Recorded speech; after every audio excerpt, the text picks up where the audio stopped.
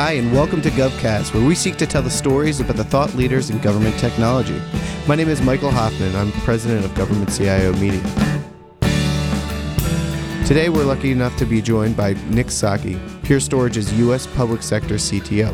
For those who don't know, Pure Storage is a technology company helping the government build a better world with data, AI, and machine learning. Before we get into your work with Pure Storage, Nick, we wanted to talk a little bit about you. So let's start there. Nick, can you tell us a little bit about what motivated you to join the Army and what those first years in the infantry were like? It's very good to be here today. I'd have to say, why did I join the Army? Genetic defect, I think. My father was an infantryman. My grandfather was an infantryman. My great-grandfather was a sailor. It was the family business, and I was 24 years old and sitting in a cubicle in Atlanta and looked outside and realized that I'd seen all 4 seasons in the year pass by and really felt like I wanted to do something different. And I had this crazy idea in my head that I'd actually try and see if I could make a go of being a soldier. And if you're going to be a soldier, it is worthwhile to go do something that you can only do in the military. So my choices in my mind were infantry or armor, and all of my family were infantrymen, so I said, right, I'm going infantry. And that's really kind of how it started. And I initially only enlisted, I thought, for 4 years. I'd travel, do a few things, get the GI Bill, and then ETS and go to college. Turns out soldiering is incredibly rewarding. It's an awful lot of fun. It certainly has its share of frustrations and tribulations, but I loved it. I loved serving. I loved being in the company of soldiers. I loved what I did. It took a toll on my body, and at about the 10th year of my career, I got transitioned from being an infantryman to being a military intelligence soldier.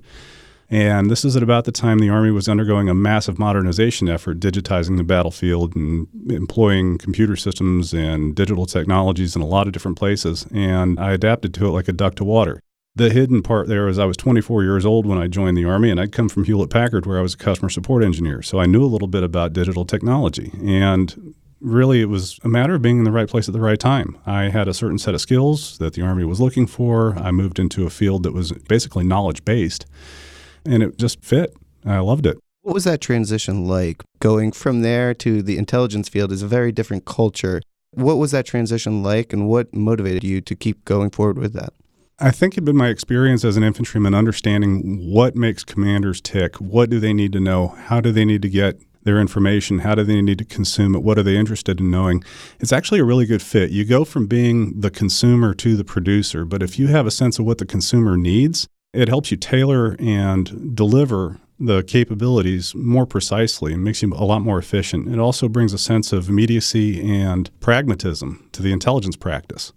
It keeps you from chasing rabbits that don't need to be chased and keeps you focused on chasing the rabbits that actually are important. And it's actually a fairly common, in my experience, to find former combat arms guys who've become intelligence soldiers. And it's very true in the military intelligence officer ranks that a great many of them did their first 2 to 4 years in combat arms and then transitioned into military intelligence from there. So we all have a good sense of what is it that the combat arms, the commanders, the soldiers need to know in order to be effective and to reduce risk and to ultimately achieve their objectives.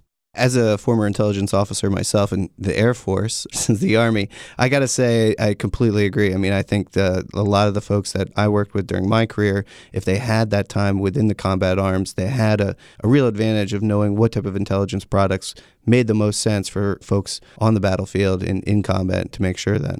So what was it like for your career transitioning, working on, as an enlisted soldier, making that transition to intelligence, and then eventually getting to headquarters Pentagon and working from that perspective as well? Weird.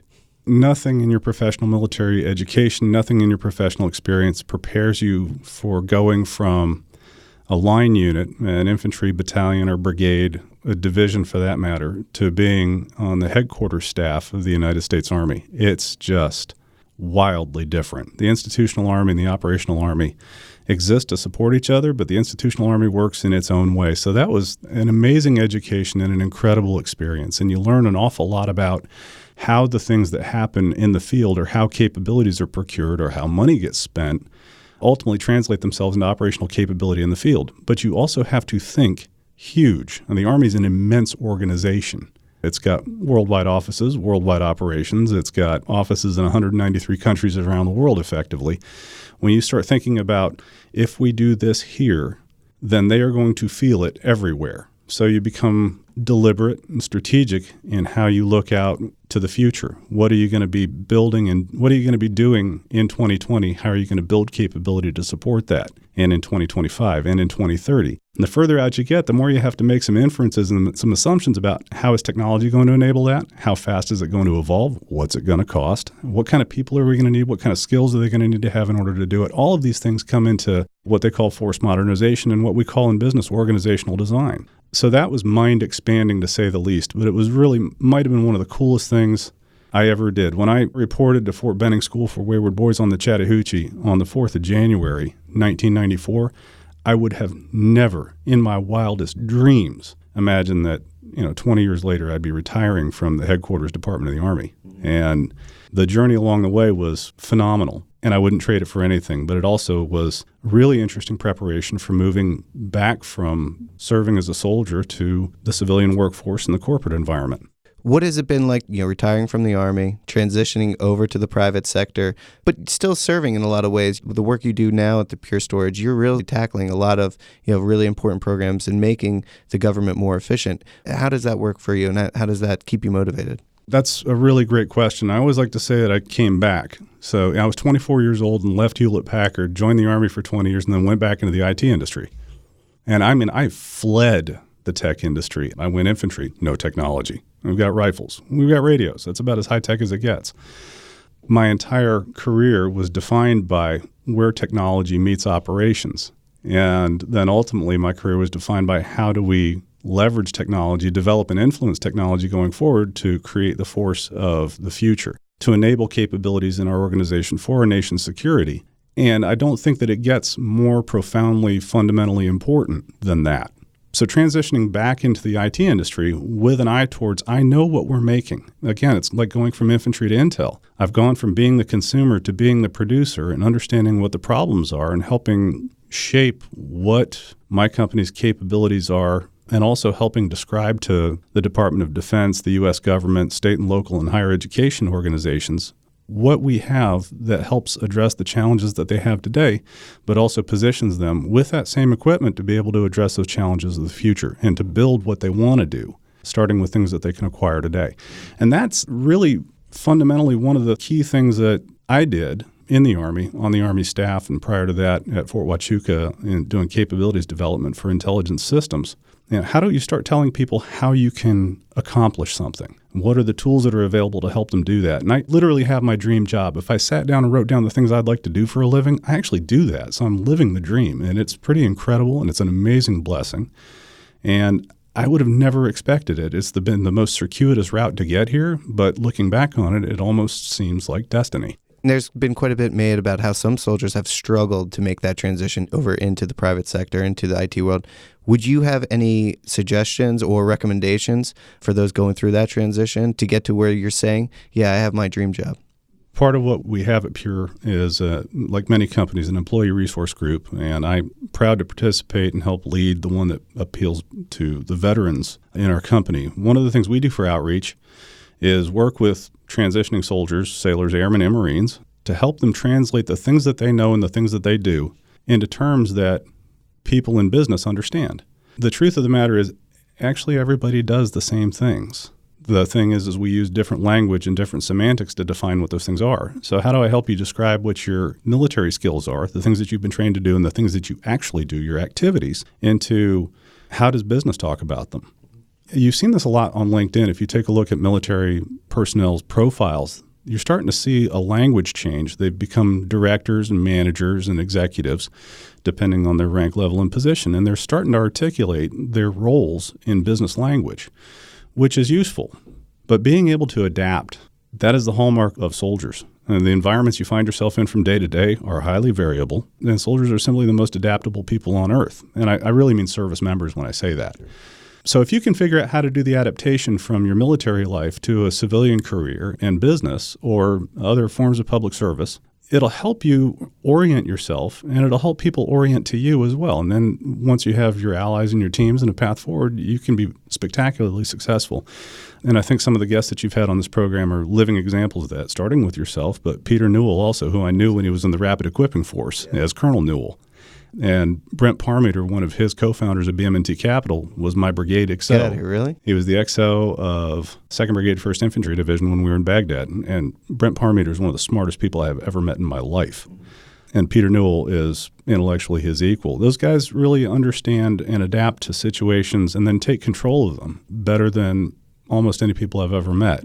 But that's really what service members are designed to do, is identify opportunity, seize the opportunity, adapt to changing circumstances. What they don't realize is it makes them amazingly valuable in business as well, because what we know about competitive and business environments is that they are always changing. And businesses are always seeking talented people who can grow and adapt as market conditions change, as competitive conditions change, as economic conditions change, and help shape and steer their business endeavors through those kinds of transitions and capitalize on them. It's really fascinating to watch this kind of generation of military leaders like yourself, Colonel Newell and what have you, coming into the technology space and really having a leadership role at such a very important time in the period for national security agencies. You know, Colonel Newell's working on hacking for defense through your work with working with Pure Storage. You mentioned that this is such an important time for digital modernization. And this is something that you and I have talked about in the past, but what are some of the important parts now of setting up these agencies, the Army included, to really take advantage of the advancements of technology going forward? What I see as I go around our community and our space is everybody's got a hunger to do something. There's an awareness and a need for transformation and advancement in terms of technical capability, enabling operational capability and strategic capability. Artificial intelligence is sort of the modern evolution of data analytics and big data analytics and things of that nature. And now we're using machines to actually leverage data to create new opportunity and identify things in our data that we were simply unable to realize ourselves. So that sounds great. We want to do AI. And the question becomes, how do we do that?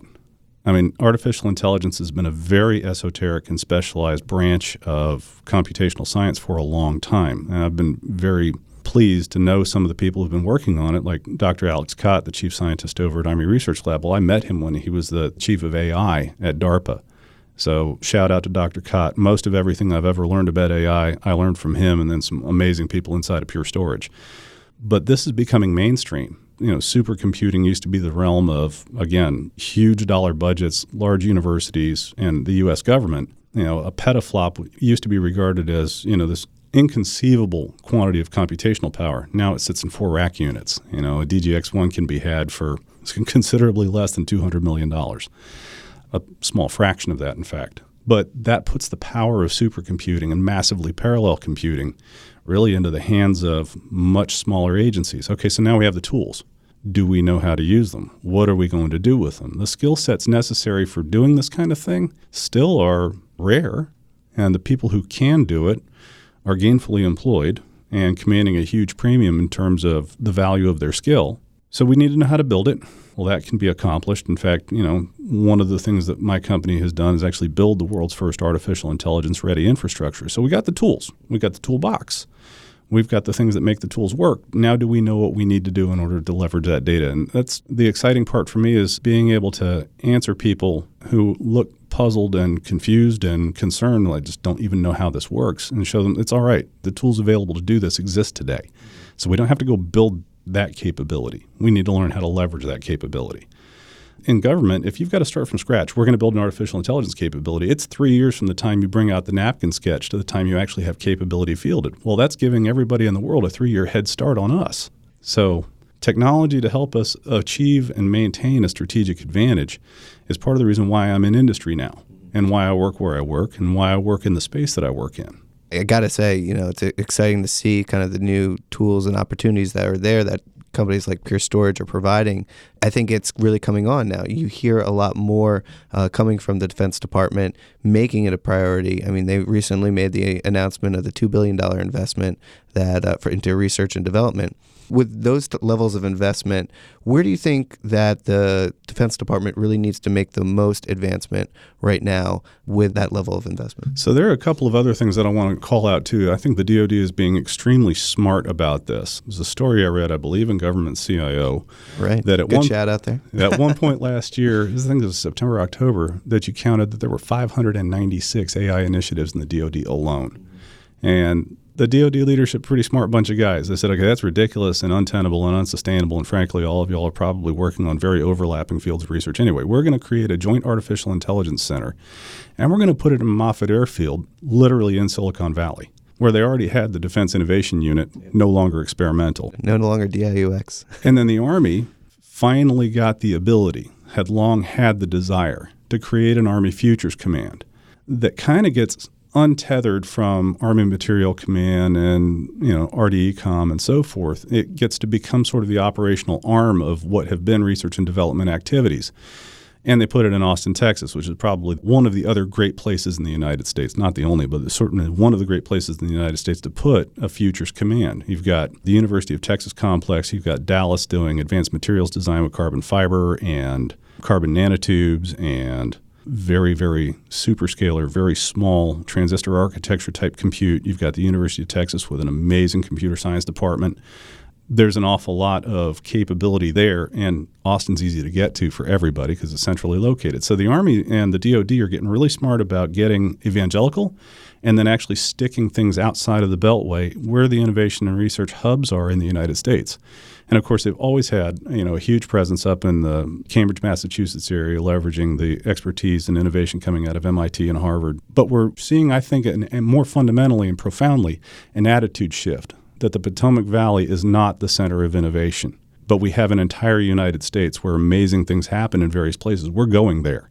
And we're not just going on a plane for a TDY. We're setting up camp. We're moving people. And we're empowering those agencies to start really leveraging rapid evolution and innovation and technology capability to bring that into the national defense and security space and help us leverage one of the tremendous elements of national power we have, technology, education, and research, in a more efficient way. The government is huge. It takes 9 miles to turn around an aircraft carrier. It takes about 9 years for the U.S. government to make a fundamental shift in the way they do things. But you're seeing it happen. The wheels grind slow, but they do grind fine, as my dad said about the Army. Eventually, the Army's eventually consistent, if you want to use a computational model.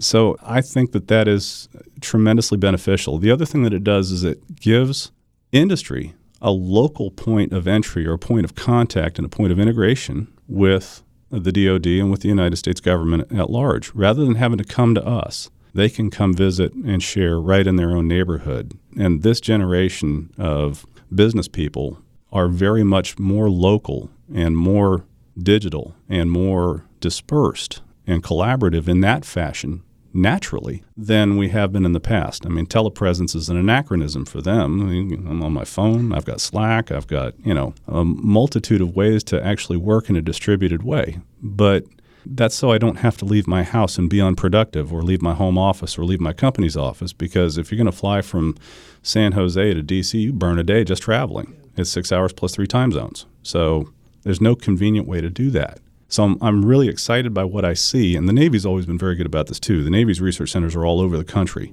So you're seeing, the whole government is starting to shift to let's go ahead and go to the country rather than insist that everybody come here. They've changed it, and they've taken, I would say even a risk, establishing these places, making Army Futures Command a 4-star billet. That's significant in terms of a budgeting standpoint to be able to take real leadership there.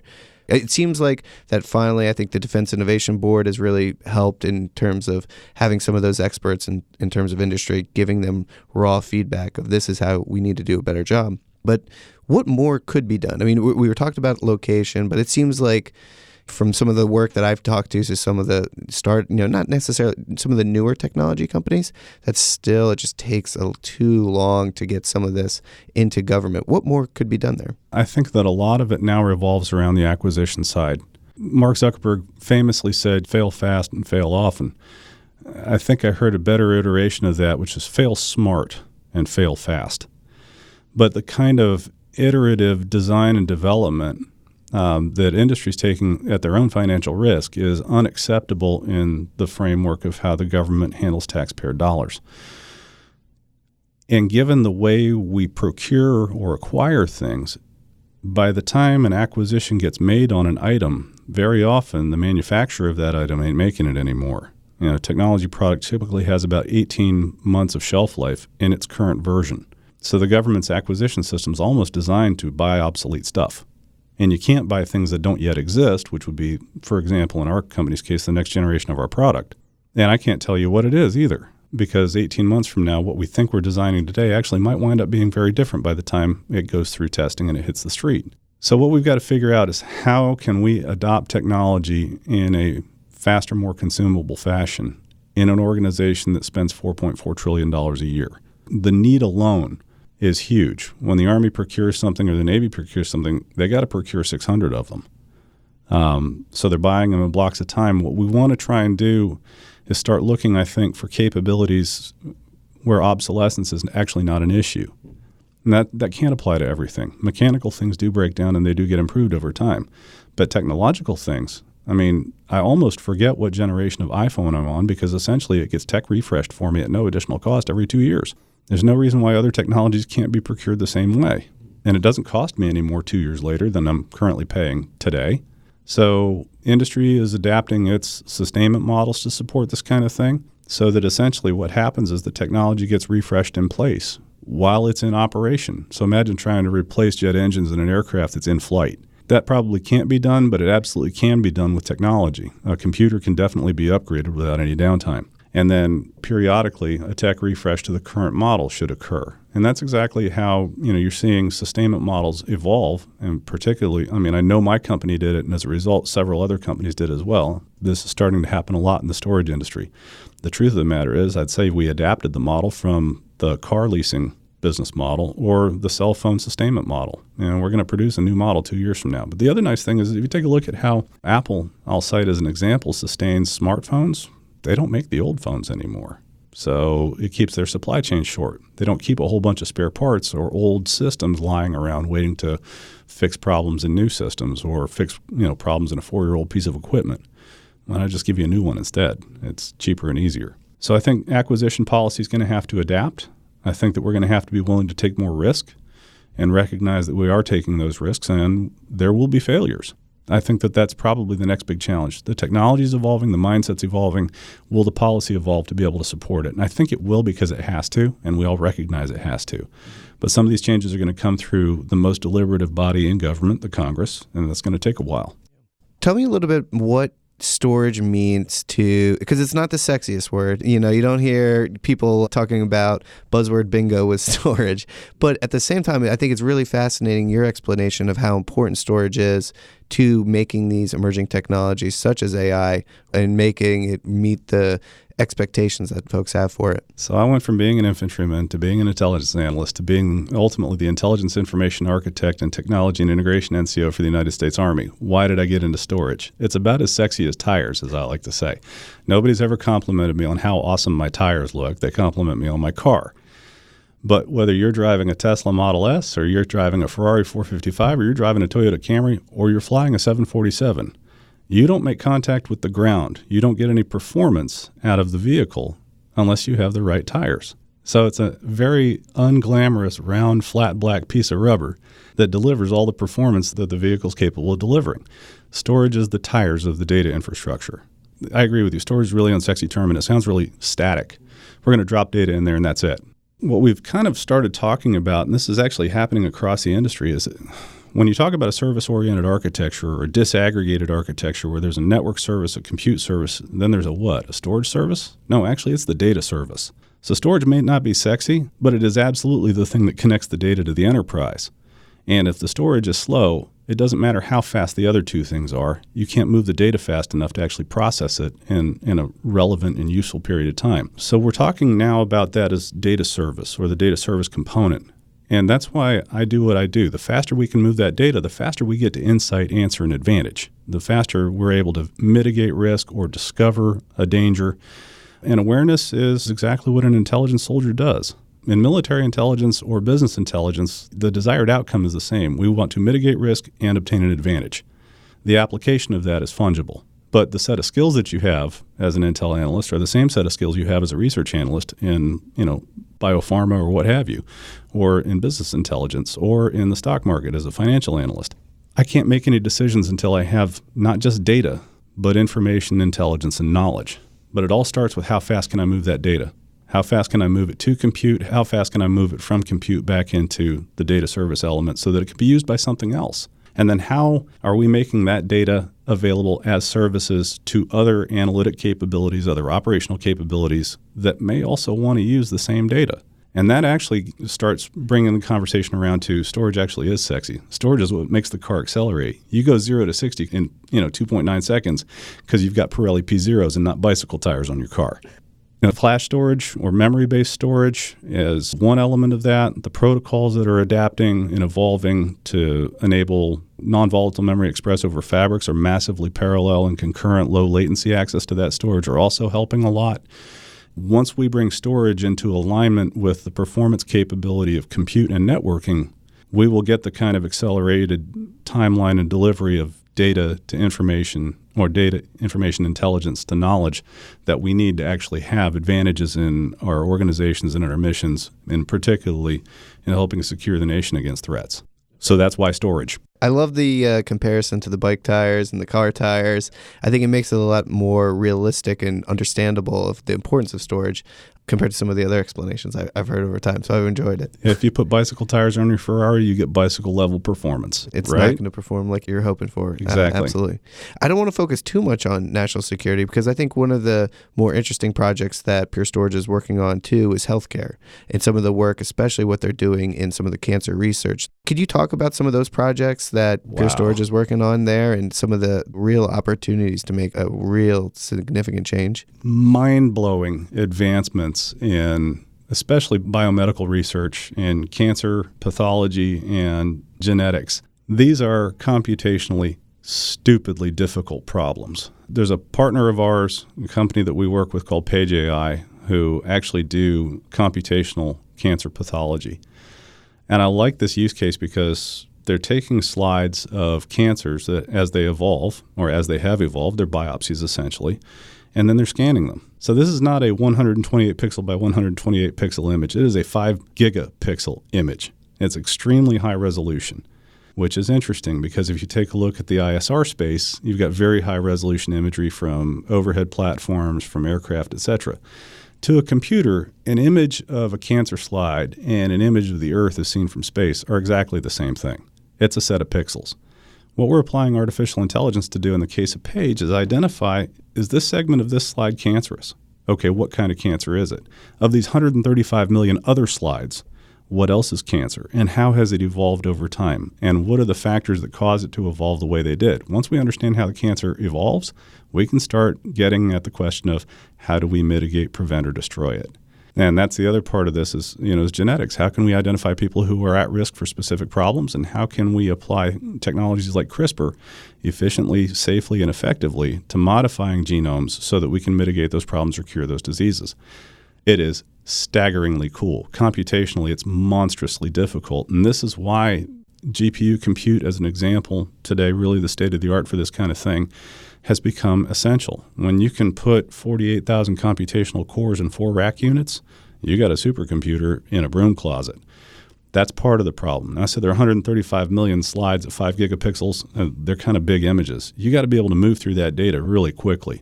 But it also kind of reminds me computationally of movie rendering. So you're taking, a digital movie, and you've got to actually render it from its original computational definitions into an actual film. Well, it's a massively parallel data move. It requires huge volumes of throughput in order to actually do it. And you can't be rendering a movie for 9 months. You do kind of have to get the thing to the movie theater. So all of these computational problems are literally very, very similar and sometimes exactly the same. But building an architecture that supports that is actually kind of one of the things that gets me out of bed every morning is how can I help you be more effective and achieve your dream and cure cancer? Or my son has neurofibromatosis type 1. How do we get that out of his genome?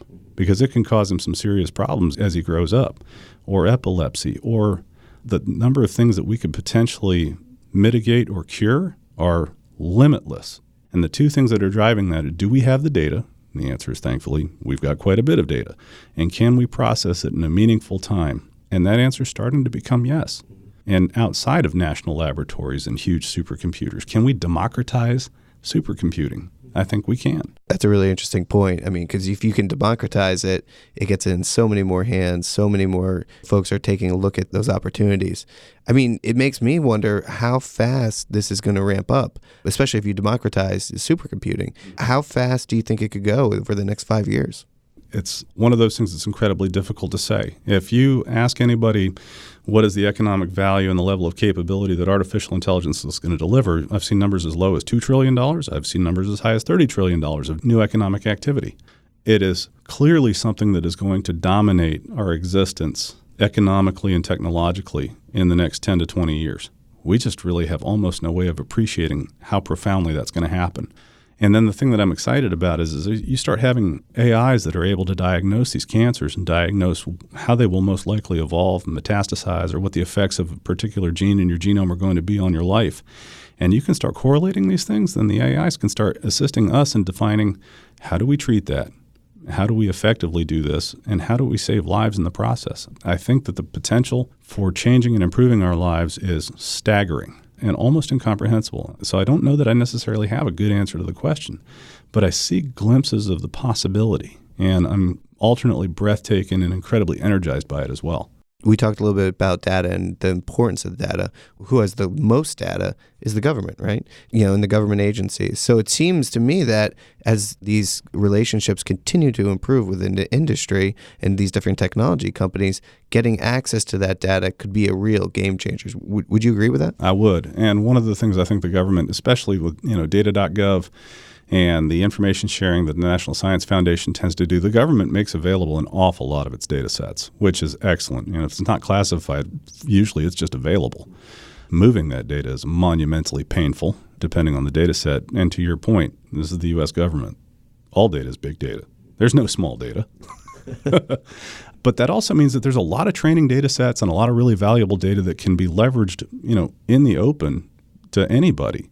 So if you need to get a training data set of a huge budget, we got one of those. If you would like to compare all of the federal budgets ever and see where growth has happened, or where, if you really start getting into data on how the money was spent, you can start finding inefficiencies, whether they were deliberate or accidental, and start to get a good sense of how we actually move a resource or utilize a resource.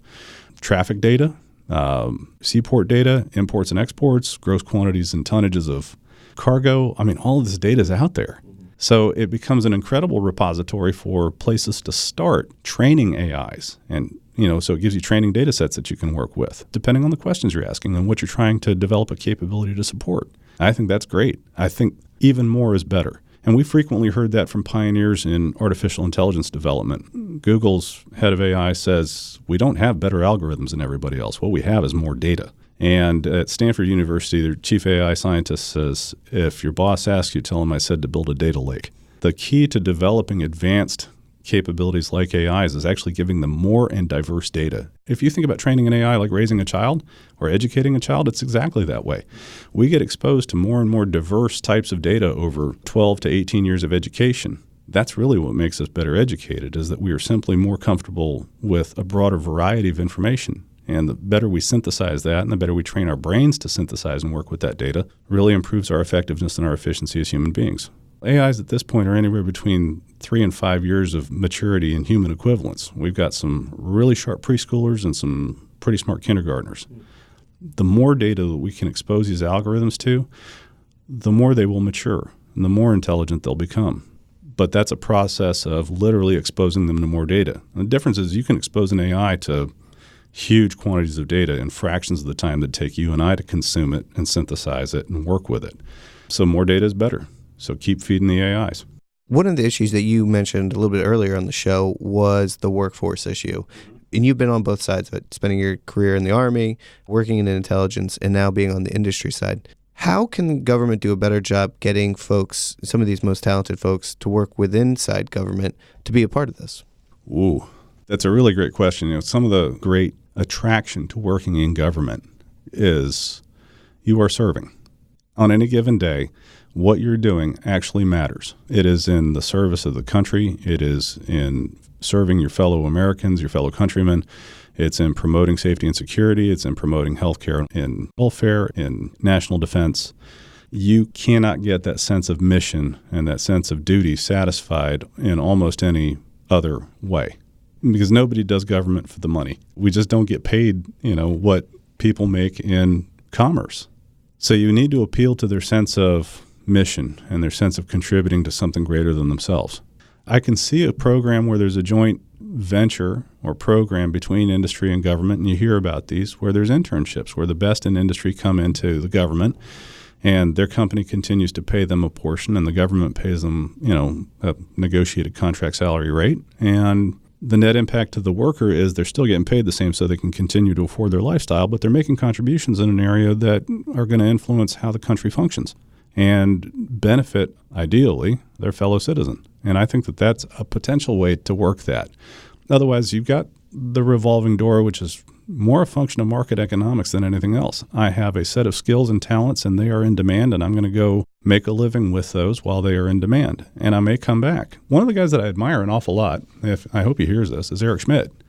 You go from Google to the Defense Science Board. Now, that's a radical change in lifestyle. That's a radical change in venue.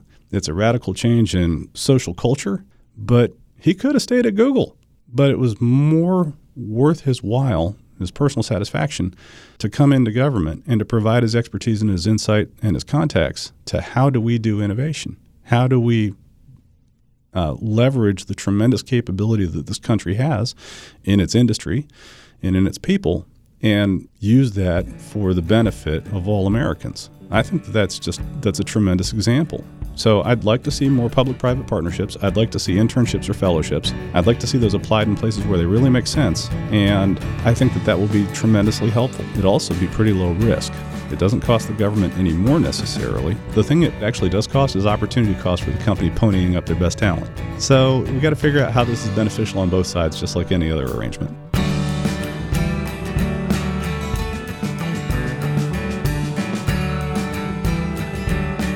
This week's episode is supported by Lumina. Lumina's mission is to use AI systems to protect the world. To learn more about Lumina, visit its website at luminaanalytics.com.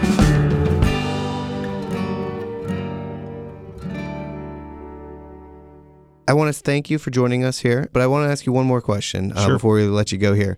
What is the project that gets you most excited working at Pure Storage right now? Well, we have pretty much revolutionized primary storage on premises, and really now what you're starting to see us do is export data services seamlessly, easily, and adaptably to things that are not on your premises. So stay tuned. We'll have some pretty interesting announcements next month around what are we going to do next. The thing that I love about Pure is it's kind of like other products. People do things that we set out to do before we do it. But we won't do anything unless it's elegant, it's simple, it's bulletproof, and it's awesome. So to do those kinds of things, to take synchronous replication and make it literally transparent, to make a storage array that's a petabyte in size, manageable by one person, for 5 minutes a day, it's kind of like, why do anything badly when you can put in the extra time and effort and make it easy? So anytime I look at something that we're talking about doing, I can't wait to see the Pure twist on it. Okay, so how is this actually going to be, a hallmark of our engineering and our product design and our philosophy on how we go to market?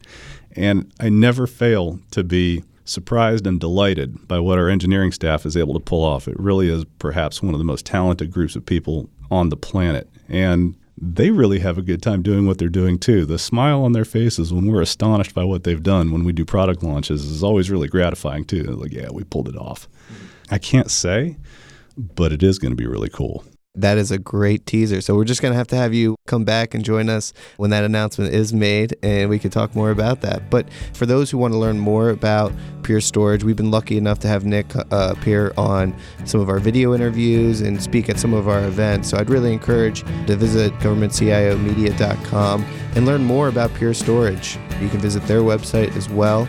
Really exciting programs and projects that they're working on, as Nick was able to talk about a little bit with us today. So thank you again. My pleasure. Thanks, Michael. Glad to be here. GovCast is a production of Government CIO Media. It's produced and edited by Rob Ford. Our theme music is provided by Big Hoax. Our executive producer is Michael Hoffman.